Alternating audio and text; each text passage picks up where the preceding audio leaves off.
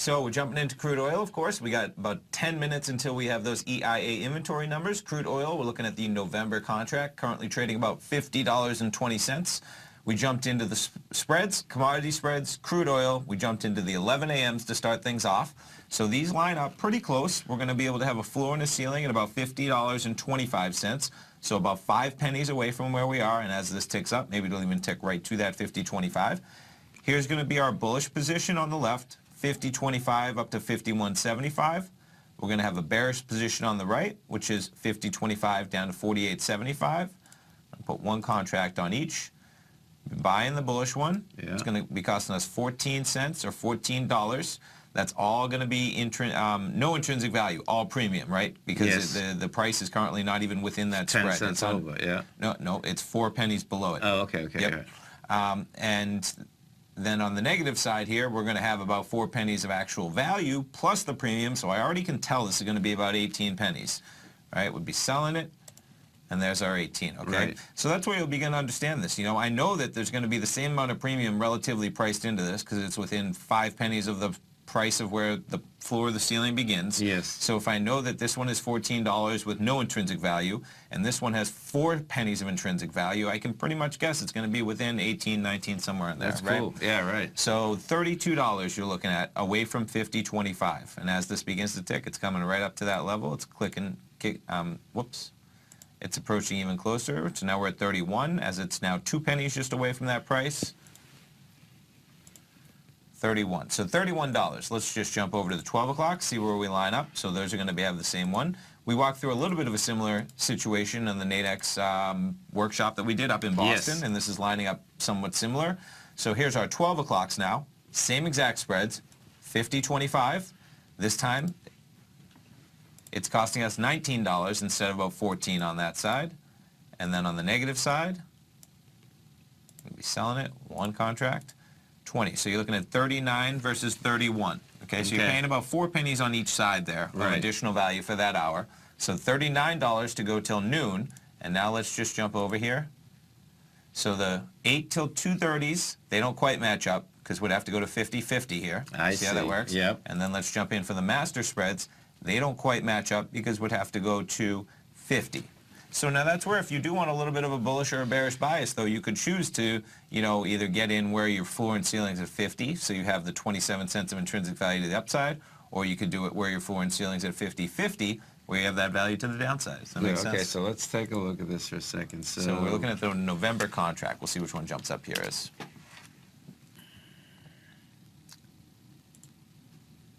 Okay, it's November. Okay. That's good. Now this is going to be a delay because I can already see it's at. Sure. Oh no, it's okay. It's at 50.24, so it's pretty close to lined up. So it is a delay, but it's pretty much right where it's trading at either way. Okay, the first leg down has volume. Interesting. Okay, so interesting. Love that. I would be so. Right now, I would say that I'd be slightly on the bearish part here. Okay, so let's go back to those. So when I'm looking at that, do you want to see what price point you're just like right at the bottom of that is 49.57. That's not bad. That's not bad because that's again our pivot point is kind of 50.25. Yeah. So what did you just say there? 49.57. So that is what 68 cents. Yeah. So that'd be almost doubling your money if it went down, and that's covering both sides where you still have profit potential to the upside. Now, what do you when you talk about the 11 o'clocks, maybe the 12 o'clocks? Let's could you just do that again with the 11 o'clocks? Yep, we got time. So we'll jump back into the 11 o'clocks, and I'll leave them both out this time when we do it. So 50.25, here's going to be our 11 o'clock bullish, 50.25, our 11 o'clock bearish. We're going to have one position. We're buying that, $15. We're selling that, 17, about 32.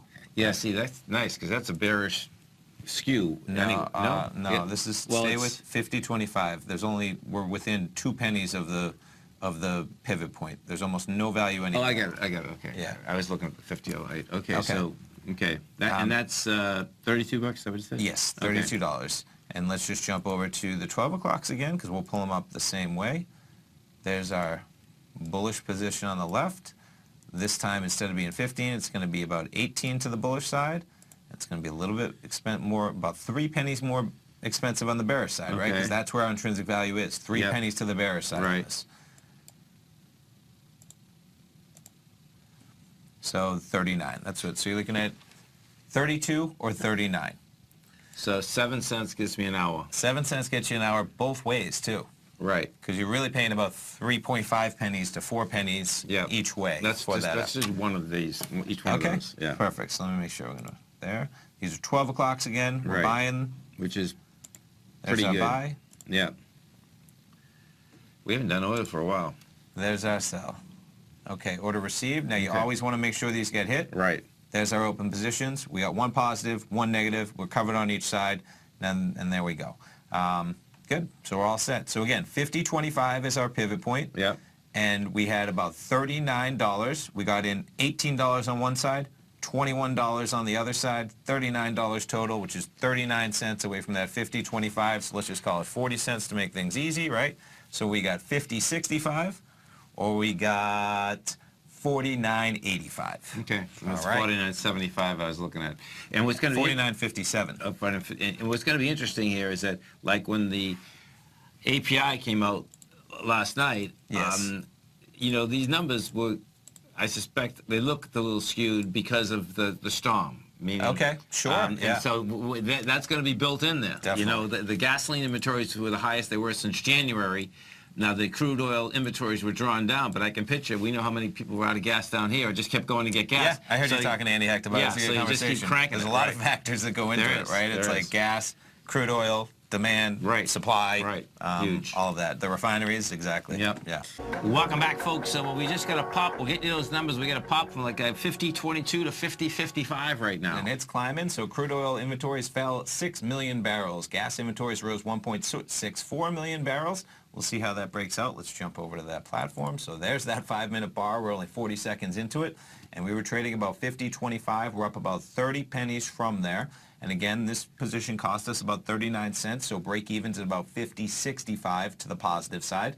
I just pulled up the spread in case you wanted to close this out. Just have it quick and handy. Yeah. Here's the positive spread, which is where all the value is right now, obviously. And we'll keep our eye on that. But Yeah, quite so put a sell in there. I'll take the 50.65 as break even. Yep. Yeah. Give or take maybe 50.66 to cover Okay. commissions. Yeah. So that would be your max profit 41. There you go. That's good. Put it in there. Okay. Because, So you got your order in there. If it ticks up, up. Come on. Come on. We're close, hey. baby. We're close. I'm going to pull it up again just so you Yeah. can watch the... There you are. You're the live offer. Come on. There you go. You're there hit. you go. Okay. You're hit. Perfect. So- Now, right? Yeah, exactly. Let's see this baby tank. We know how this goes, man.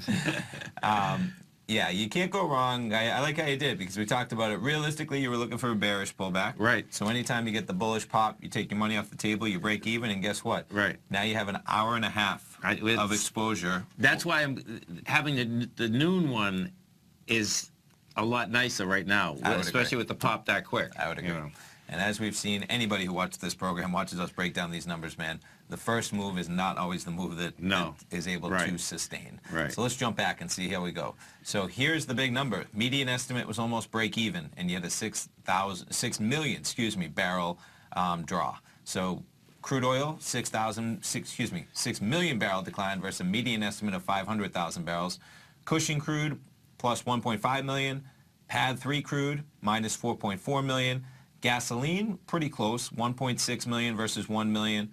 Distillates, minus 2.6 million versus an estimate of minus 1.5.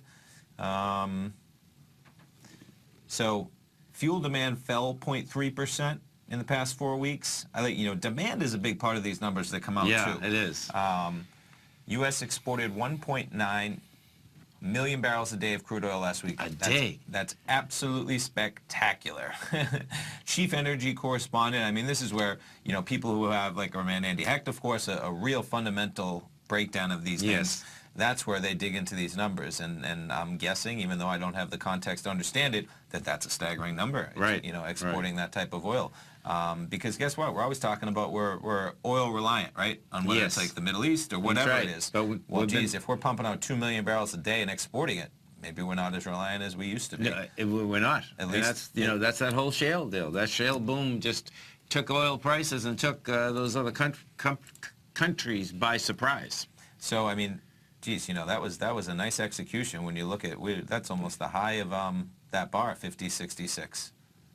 Take a look Right at now. that. You know, I mean, seriously, as of right now, but either way, that worked out well. Listen, for sure. if you can get your money back on these volatility trades right away, I like that deal. Because the ones that have done really well, you not only get the push, it seems like, and then the best ones I've done so far was the oil ones. It's that one push, two pushes like right away. Sure. You know what I'm saying? And then you had something going. Not like this. Not like you get a push and it's just hanging here. Definitely, you know? definitely.